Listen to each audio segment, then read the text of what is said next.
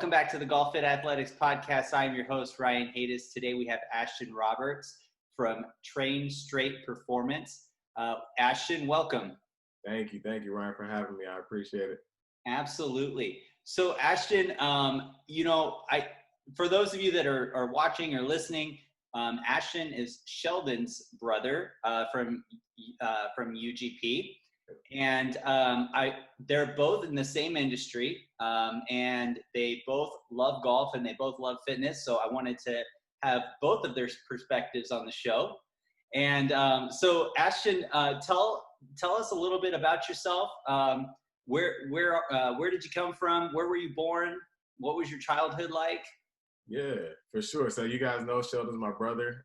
Sheldon's awesome. I know he came on here and killed it. I listened, and we grew up together, same household, Inglewood, California. Grew up playing basketball and golf was our main two sports. Both of us love both. Very athletic, constantly competing against kids in the neighborhood. There weren't a lot of kids that played golf, so basketball was kind of our outlet. And then we continued playing golf, Westchester, Chester, Washington, inner city golf. We weren't a part of any of the inner city programs like First Tee or the Nike programs, but my dad was a teacher, so we would go with him on the weekends and just hit golf balls, numerous golf balls, play the par 3, go eat lunch, go hit more golf balls, play the par 3, and we honestly challenged each other to get better. My brother was a little more fast-paced, high intensity, ready to go. So that basketball was a little more of his realm, like, all right, let's go.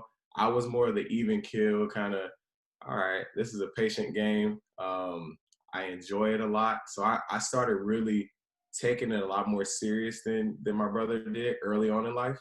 And I actually saw the benefits of that when I got to high school. At one point, I was ranked 4th in the city at Palisades High School. Played with Ricky Fowler in state championship. Ricky Fowler shot, I think, 8 or 9 under. I shot even par. Thought I had the greatest day of my life, but to play, with a pro like that early on was eye opening. So just learning that patience of the game early on, and then Sheldon started really picking it up as we got older. So I ended up getting a scholarship to play basketball in college. Through all of that, golf was an option, but financially basketball made sense. Went to a great school, as it was a Pacific University. But in the summers, even though they didn't have a golf team, I played golf in the summers and competed. SCGA events, won a couple amateur events while still playing basketball throughout the year. Right after March Madness, I'm like, all right, guys, I'm out. I'm going to play golf. I would head to Palm Springs a lot, Indio, to go play. So that golf has always been around for me. And then after that, in college, I majored in kinesiology. So that was my go-to. I had a chance to continue to play professional basketball. Didn't go that route. Ended up training a lot. Came back home to Inglewood, California, and just started training all the athletes who were back home or friends, family, and just diving into like a general fitness, and then making it more sports specific as I got more experience. So with that, I mean, as you see, my timeline is kind of all over the place. Basketball and golf are the two that I named, but I mean, we played everything from soccer, ran track. A lot of people are like, you ran track, what did you run? I'm like, we ran against other kids in the neighborhood, and that was our go-to for track. So when people ask me what my 40 time was, I was like, I couldn't clock it for you, but I know from trash can to trash can, I was faster than every kid on the block,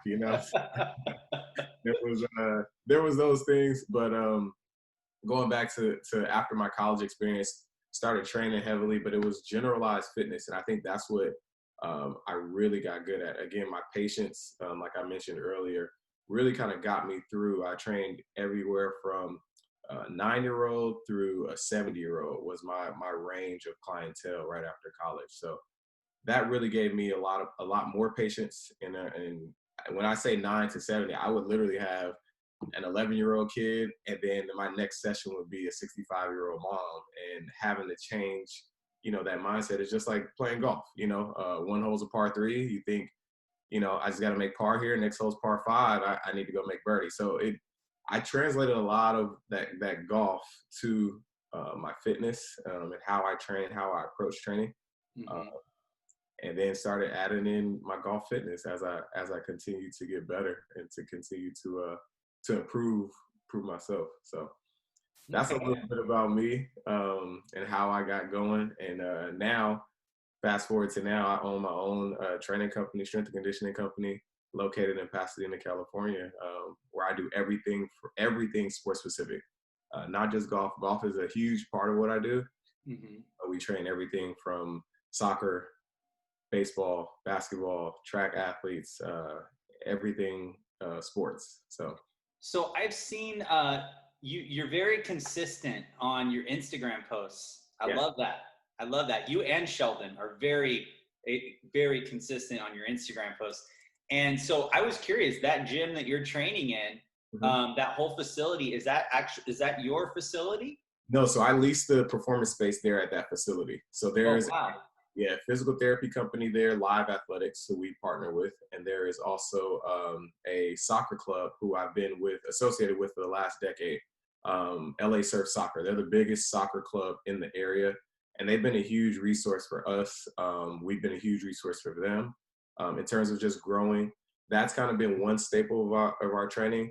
The AFIT golfer part is, that's me and bringing in golfers. Everything from LPGA, Symetra Tour golfers. That's one aspect, but the facility aspect is we lease the performance space. Started our own company, my partner and I, this past year. And honestly, people are like, "Man, through COVID, how you guys been?" We've been great. We've honestly been great. No real setbacks. We still been able to thrive. We've been able to pivot off of each shutdown or everything that's been going on. So it's been a blessing in disguise, and I'm actually glad I took that leap and stepped forward to get it going. That's great to hear. Yeah, because there's a lot of people. There's a lot of people that have been affected with that. So for you guys to be able to hang in there and, like you said, pivot, that's amazing. Yeah, yeah. So tell me a little bit about how you merge, like what's your philosophy with golf and fitness, and how have you merged the two of them together in your training and in just your overall life? Yeah, I think it just goes back to what I was saying about the patience aspect. The patience aspect of golf is huge in whatever you want to do. A lot of people come in, and I know Sheldon and I have talked about it. And the biggest thing right now is the Bryson DeChambeau, right? I want to hit the ball further. I want to hit it farther. I want to carry this. I want to do this. There's a lot that needs to happen before you get there.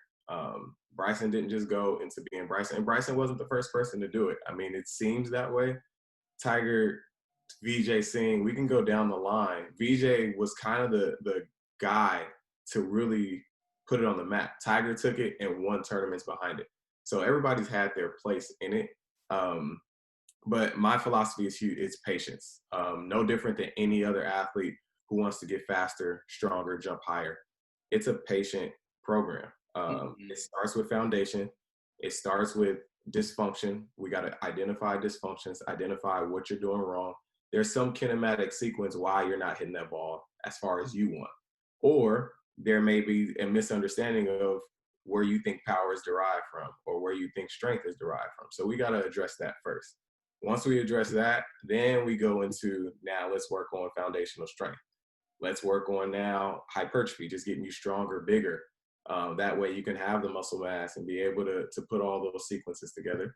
And then let's work on max strength power. So you're looking at a 6-month program, 6 months to a year program in order to get those things. But when you see a TaylorMade commercial come on and it's the new latest thing, you're like, $5.99 is going to fix that power. Or $5.99 is going to get me, what I need. That's not usually the case. So my philosophy is simple. And it's to every athlete, not just golfers, but it's patience. It's a patient game.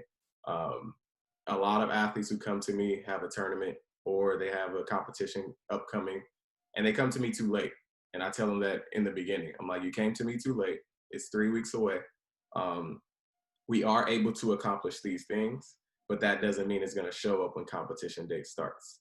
In order to get ready for competition, no different than a boxer who has to, they've been quarantining before quarantine, they go through a full process. That's why you don't see boxers box every, you know, 2 months. They box, you know, every 6 months. There's a whole process that goes through that. So that's definitely my philosophy with golf fitness, and that's how I take my golf fitness as well. I know when I'm out of sync. I know what phase of training I'm in. I know why things are happening. Obviously, when I'm out on the course, I can figure some things out because I have a lot of experience with the technical side of it. But from what I want my body to be able to do and what I'm expecting, I know where I am and I know where it's supposed to be, and I know when I'm able to perform at my highest level when I'm, you know, putting all those pieces together. So how do you, so that's something that I kind of want to touch base on. So being a professional and understanding the body, understanding the kinematic sequence, understanding all of the nuances that go into swinging a golf club and hitting the perfect shot. How do you approach like being out on the course and not overthinking to the point where you get the analysis paralysis issue? yeah, that's a great question. I think for me, I kind of pick one thing. I pick one thing. So I already know where I am in my program. I know how my body feels. I know where I'm recovering from. I know where I am. So I'm always focusing on how my body is moving, how I'm going through my warm up, how I'm going through my process. At the end of the day, the club is supposed to do what it's supposed to do if I'm technically sound, right? So I know for sure I'm technically sound. I know when I'm quick. I know when I am, you know, lagging too far behind. I know when I drop the elbow inside. I know when I'm over the top. So technically, I know those things. I can identify those things, which is also a huge plus for me because the average amateur is not able to understand those things, right? So I think the plus side for me is understanding my body. I understand sequencing. I know when my hips are way too fast and that club head is way behind because I'm blocking everything that day, or everything's really tight and I didn't go through a full warm up and I'm everything's so connected where I'm a little over the top where I'm pulling it straight left. So um, I think that's always my thing when I go play golf. I can figure it out after a few holes and then put a good round together because I'm always aware of where my body is. And that's why I actually try to teach a lot of my clients who I have now is just being aware of their body. Because from a pro level to amateur level to, you know, if you're just starting off, if you're going through, let's say your teacher is teaching you just middle of the club face, how to, you know, hit it square or whatever it may be, or coming inside, whatever it may be. If you're just aware of what your body is doing, the club face is going to take care of itself. So just, you know, if you're in a program or if you're not, if you're working out as a fitness guru or addict, you know, just that awareness of your body as a golfer is huge. I love that you say that because I noticed I had an experience where I started fitness when I was 21 years old, and the first like 6 months, all I did was the elliptical because I didn't know any better, right? So I'd do the elliptical, and I would be watching all the guys down there lifting weights while I'm doing the elliptical, you know. And then finally, I got the courage to like go out there and actually lift some weights and kind of learn what the proper form was, and I got hooked. And after about a year and a half, maybe a year and a half, 2 years, I remember going out and playing a round of golf. I had been doing more fitness than I had been doing golf at that time. And it had been the first time I'd swung a golf club in a while.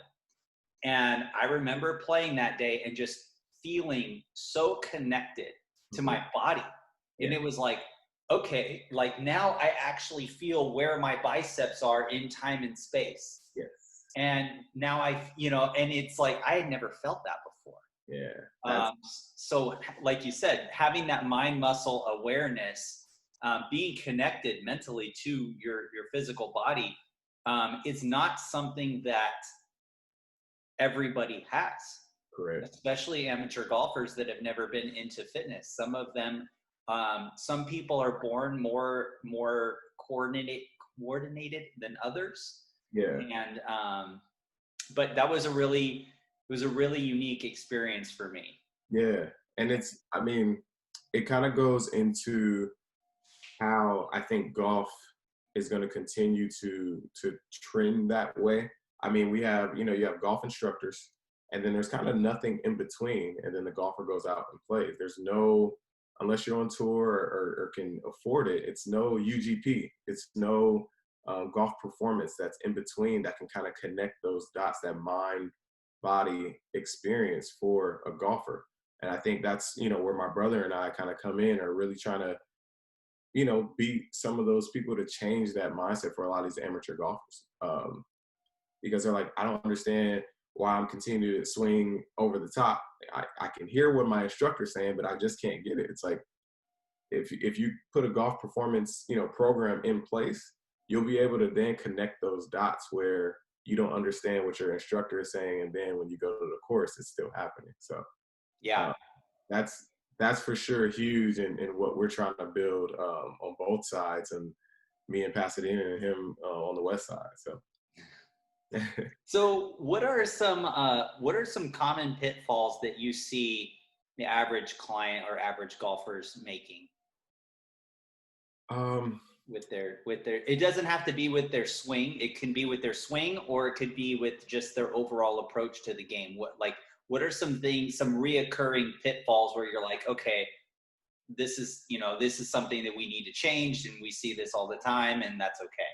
yeah, I think for me, because I'm not directly in the golf industry all the time, and I'm this is more so a personal thing for me, but technology is a huge pitfall for a lot of golfers that I train, or a lot of golfers that come to me with their swing thoughts or what clubs they have. It's like, if you stick with one thing, no different than sticking with the program, you'll see the results come over time, rather than, oh, did you see the new Callaway Maverick came out? I got to go get that one. Like, if you stick with that TaylorMade Sim driver, just because you went into Roger Dunn and hit it 3 yards further, and the guy gassed you up and said, hey, you might need to put this in your bag, you're not giving it time. You're not giving your swing time. You're not giving your body time to adapt.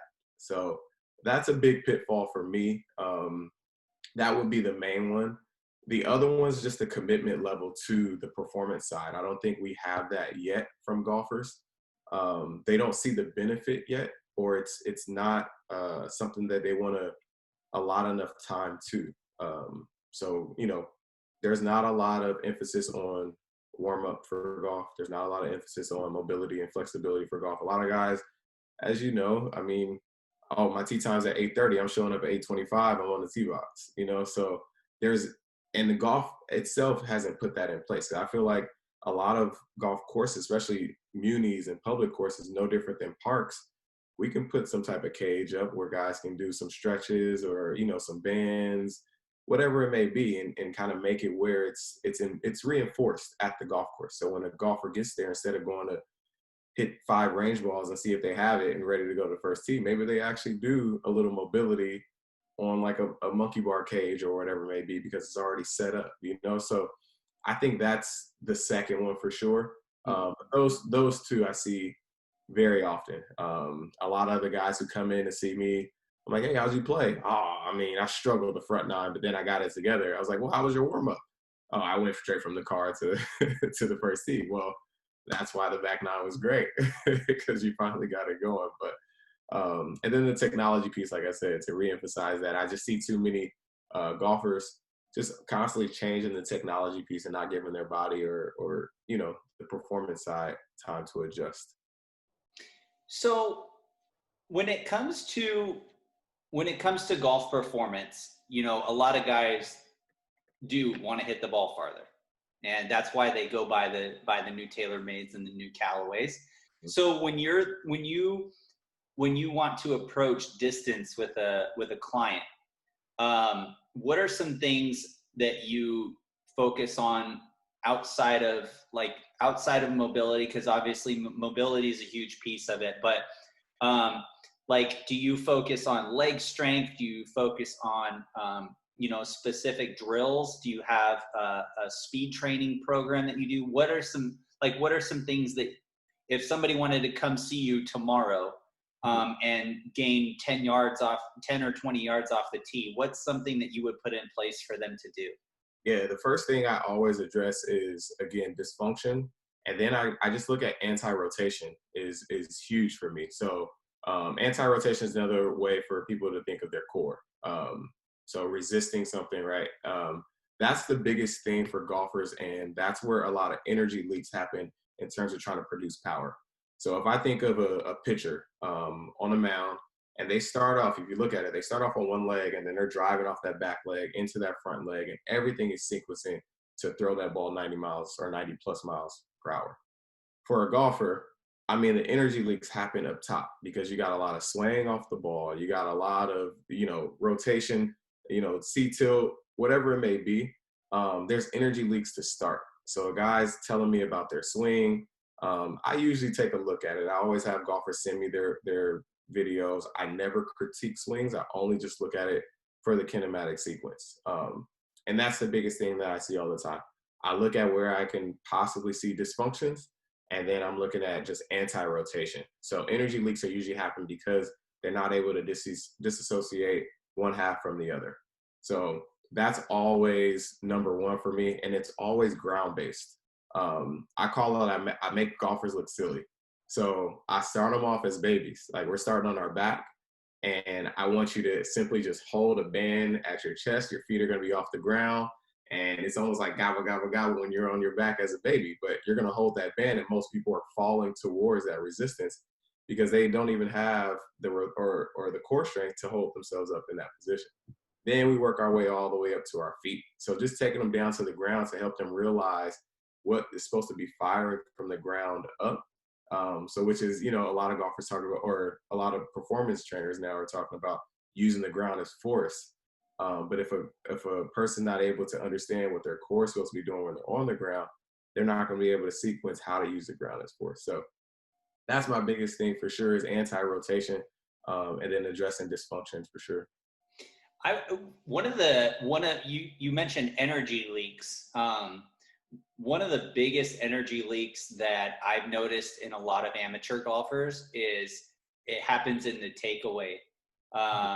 They get so wound up about killing the ball that they waste a lot of energy in that backswing that they could be conserving and utilizing for the downswing. Yep.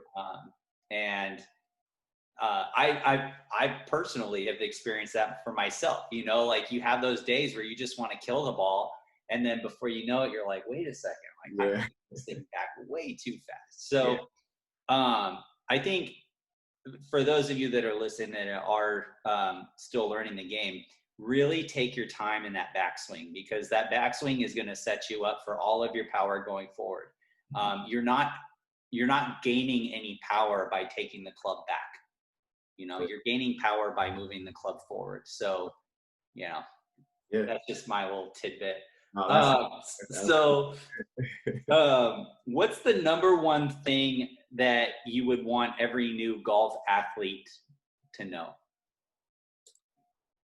Number one thing, I'm gonna go back to it again. I'm gonna keep preaching it. It's just patience. Patience. It just takes time to gain speed, to gain power, to gain distance control. I mean, if you want to talk about the technical side, a lot of these guys, I mean, you can see it right now with Bryson. If we want to go with the new power athlete, it's like all this distance is happening, but has he sacrificed a little bit of a short game? I do believe so. I'm like, he's not hitting the ball as close as he was, with his wedges. I mean, he can drive at 50 yards, but those are touch and field shots at the end of the day. So what are you willing to sacrifice, or what are you willing to be patient with and gain along the way? That's what it is. Speed and power are going to come, as I said. That comes from the beginning. I can take a new golf athlete, a new golf performance athlete, and help them gain 5 to 10 yards in the first couple weeks. And it's only because their body's new to something. It's no different than me teaching somebody how to jump higher. They're going to have those initial gains very quickly, because their body's adjusting and it's new, it's fresh. So I'm going to be able to fire muscle groups and get everything fired up to where it looks efficient. But then that patient period where it's that maintenance period where we're going to now just kind of get on top of that and keep building on that. And it's going to be this lull. It's always a lull, and then it picks back up. But that's a part of the program. So patience is everything. That's all it is. And I have a lot of, from a coaching standpoint, that's where I get buy-in. Once I tell people kind of my journey, what I've kind of been through, how they're going to incrementally see things, and just constantly be there as they're going through it. It's like, I'm not there for the technical side, but trust me, I got you on the performance side. So yeah, patience is it. Okay. I like that. I think that's 100% true. You have to be patient. You have to put in the work. You have to put the reps in. And yeah, and it there. I've seen that same thing where there's that instant gratification, and then there is a lull. Yeah. And then and some people call it a plateau, whatever you want to call it. But the longer you go, the more it changes, and the better and easier it gets. And you'll have multiple lulls where you're not always gonna hit those peaks. You're gonna have the valleys too, but as long as you're continually increasing, right? Yeah, absolutely. I mean, you actually kind of hit the nail on the head. The second part is like, just, you have to be able to continue to put in that work, even though you're being patient. I think that's where the fall off happens for a lot of golfers. They'll come back later on. For example, I have a lot of high school golfers that I train, and parents, they see this incident. Oh, my kid is hitting the ball further. They're playing a lot better, and their score went down. And that's the biggest thing for me. If their scores are starting to go down, from a performance standpoint, it's more of a confidence thing more than anything. That's why their scores are going down, because they feel like they can hit the ball a little further. They can get a little bit more out of it, especially at the high school level. But it's when they start to decline in how often they're coming in, or, oh, I got homework, or, from a high school standpoint. But it's the same thing for my adult amateurs who work got in the way, or, there's things that get in the way, which completely understand. But how are you going to make up that time, or how are you going to stay consistent with that if you want to improve in this, realm of your life, which is the golf performance stuff? So right. How much of a priority and commitment is it to you? Yes. So for me as a coach, like I said, I like to just be there every step of the way. I'm never one of those to be like, no, you got to come in because you want to get this, you want to gain this many yards, this is what you need to do. I completely understand, life will happen at the same time, but I will remind you, all right, this is what you want. So, I mean, if you can, I have resources for you to get it done at home, or for you to do it on these days, but this is what you need to do if you want to get to where your goal is. So, yeah.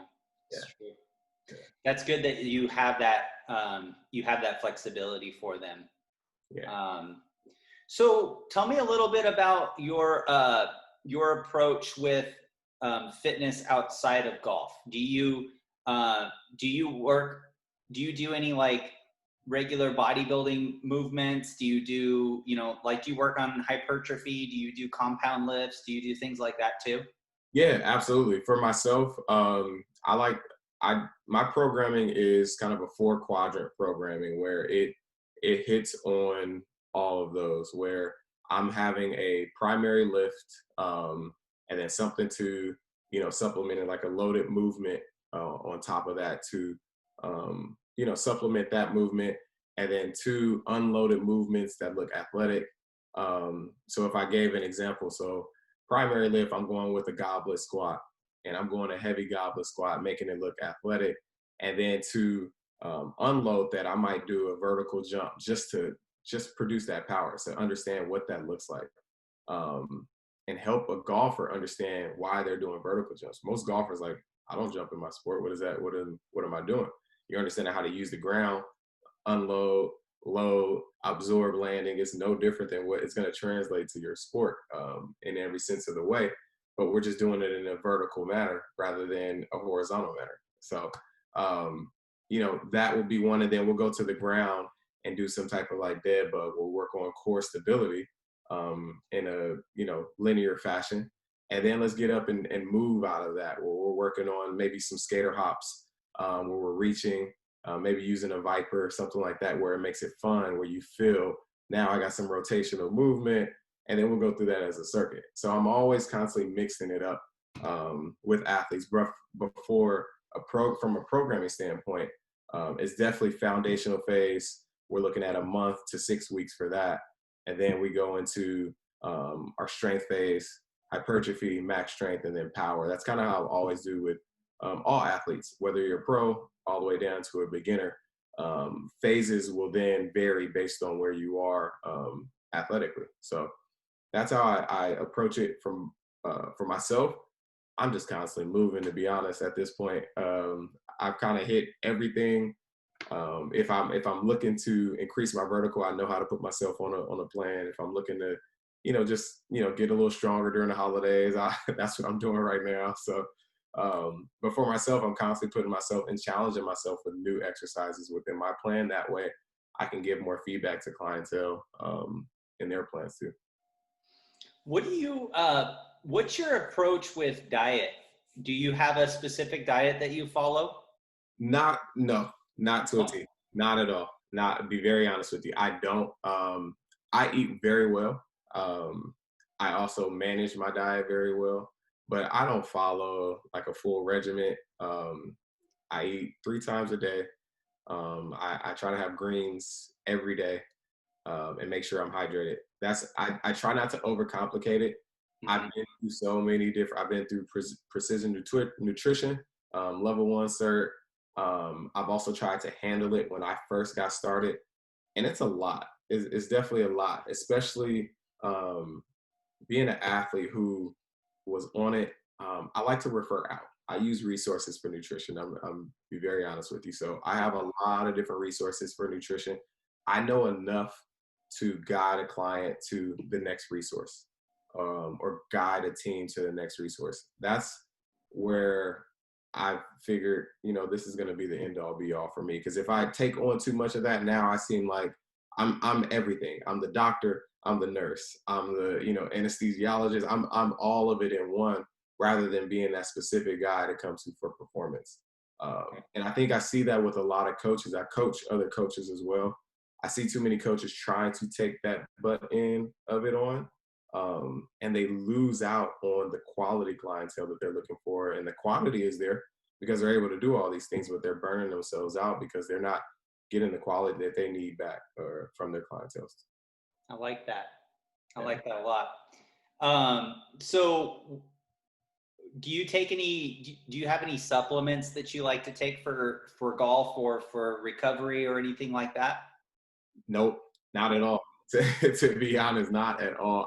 Honestly, it's nutrition. I am old school where I drink chocolate milk after workouts. So okay, yeah, that's me all day long. I used to do like a little whey protein in the morning. When I'm going through hypertrophy phase for myself, I'll do a little whey protein, but that's the most you'll get out of me from nutrition. I mean, even when clients ask me about nutrition, they're like, "You can't be serious. You look like you do." I'm like, I don't have.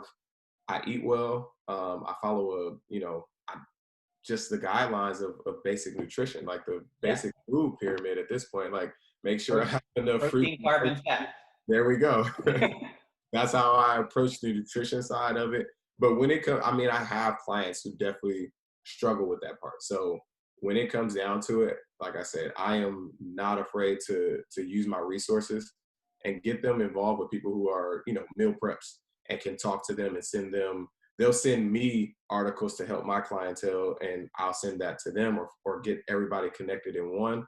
So now they have like a team of people. It's not just myself, but it's the nutritionist, it's the dietitian, it's their Kaiser Permanente, whatever they have on that end. And then we're just all helping that client succeed. So that's my approach to it. If I'm, like I said, if I'm the one-stop shop, I don't think I'm doing my job well. I like that. You're very specific, and that allows you to be more efficient. Yes. I like that. So here's the big question. Here we go. Can you've got golfers like Bryson, you've got, we've seen what Tiger did. what Rory did, what some of the long drive guys are doing. Can a golfer get too big? Yes, Too muscular? I do believe so. Yes, Okay. I do believe so. I think it's like I said, you're sacrificing something with that.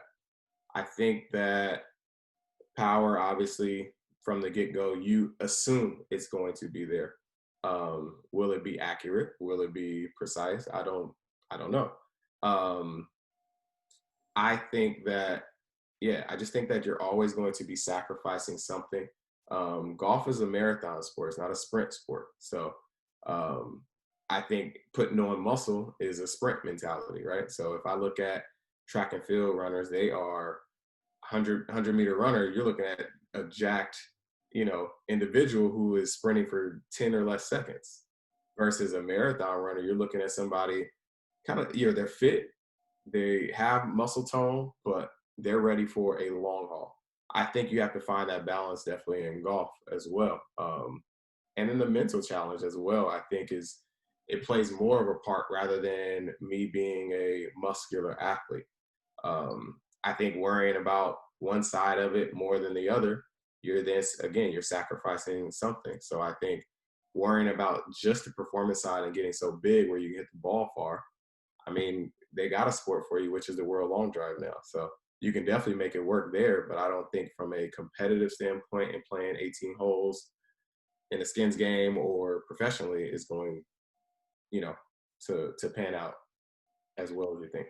So let's say a golfer does want to get bigger or more muscular, and they do a very good job of staying consistent on their mobility work, and so they're increasing muscle mass, but they're also maintaining flexibility. And um, what what do you think would be do you think that having both, having the muscular increase and the mobility together, working together, do you think that's overall beneficial? Yeah, absolutely. I think that's huge. I think that's what I try to portray to golfers every single day. It's like you got to put those two together. If I was to give you a 4 quadrant model, we're looking at the bottom 2 quadrants, which is where I excel, is power and mobility, and the top two is the technical side and your equipment side. So you can control those top two. I can control the bottom two. I think with me controlling those bottom two, I'm able to piece that together. Most golfers who I deal with now, I don't want to be too big, not too muscular, which I completely understand. But there are going to be some muscle gains as you work out. You're shocking your body. You're putting your body through something that it hasn't been through. So you will see some muscular gains, but I'm not going to make it to where it's not functional or it's not able to be mobilized. We're going to make sure that's happening as well. So those are the primary two things, like I said, in that kind of 4 quadrant model I just said, that I always focus on. I think is optimal for any golfer. It's kind of interesting because I have a 4 quadrant program I have a 4 quadrant, I call it the core four. So I have my own program and I call it the core four fitness program. Love that. So it's kind of funny. We both. Listen, we've been doing it for long enough now. You can kind of put those things together. Like Yeah.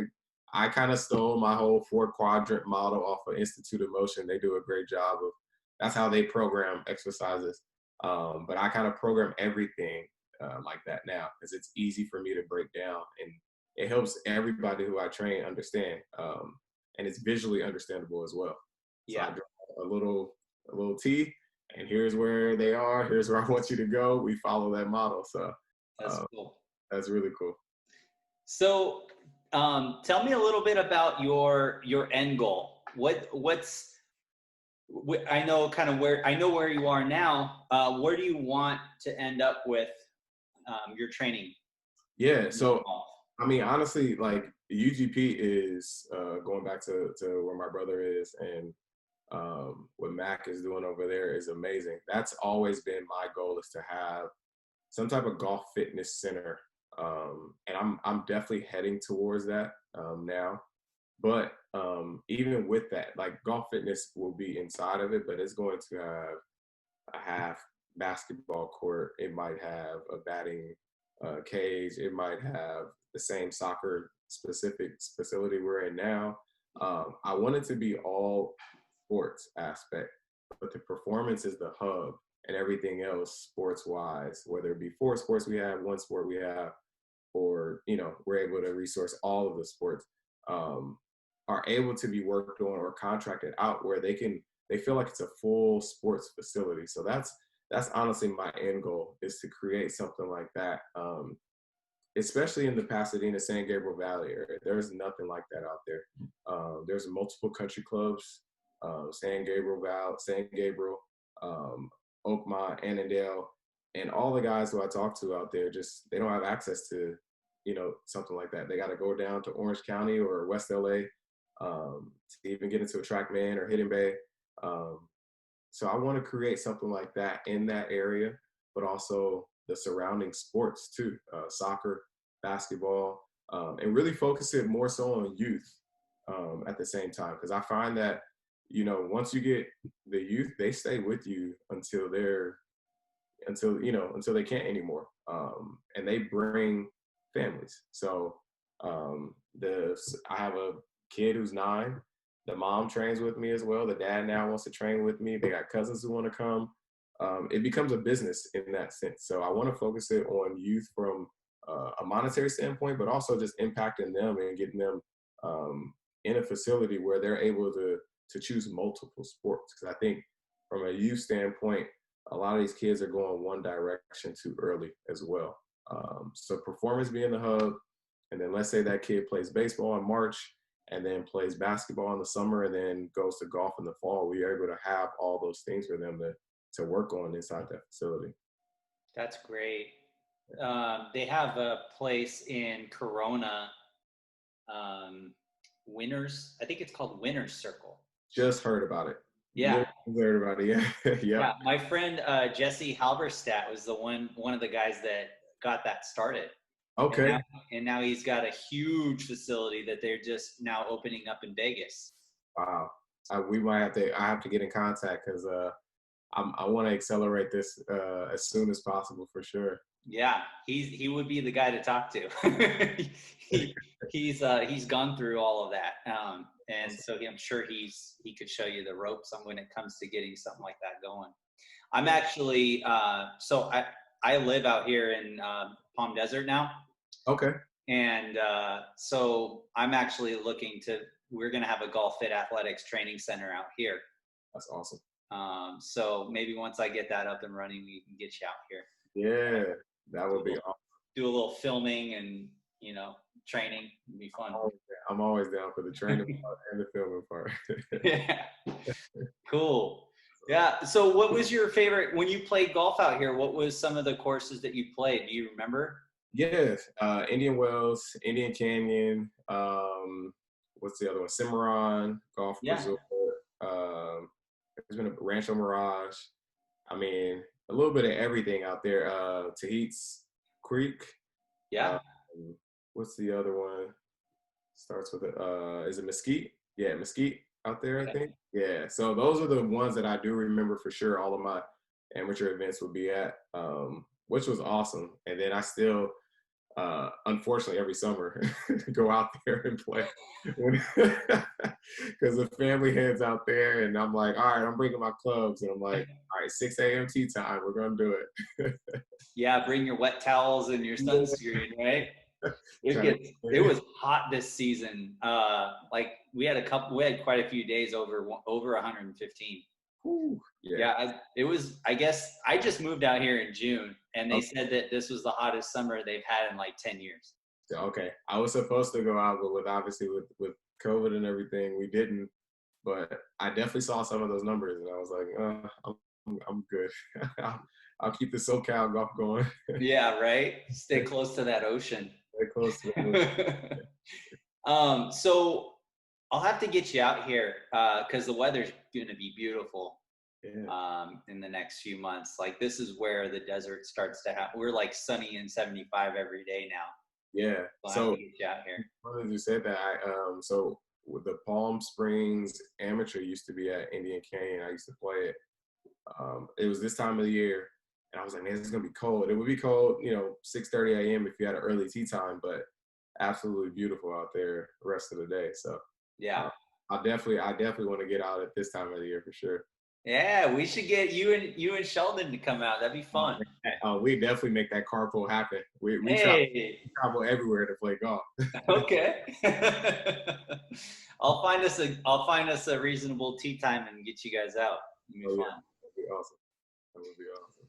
Awesome. Well, Ashton, I want to thank you for coming on to the show. It was a real pleasure. I appreciate you having me, man. It was definitely awesome, and the questions were great too. So keep that going for sure for anybody who's jumping on after me too. I appreciate that. I got one last question for you. Yeah.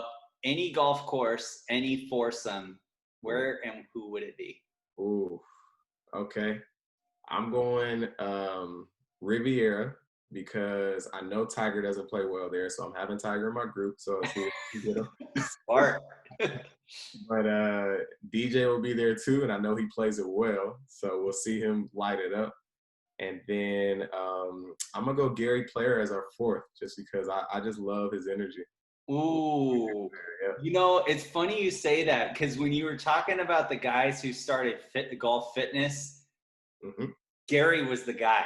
Gary was the guy. I did say BJ, and I actually thought about it while we were saying it, and that's why Gary Player is one of my guys in the foursome. But he definitely was the guy. So Gary's the man. He does. His energy is he's always talking about that. Yeah, exactly. I love it. He started it early and is continuing it to this day. I mean, he can still hit the ball away, so I give it to him. All right, Ashton. Well, thank you so much for coming on to the show. Thank you for those of you that are still listening. And as always, aim small, swing smooth. Peace.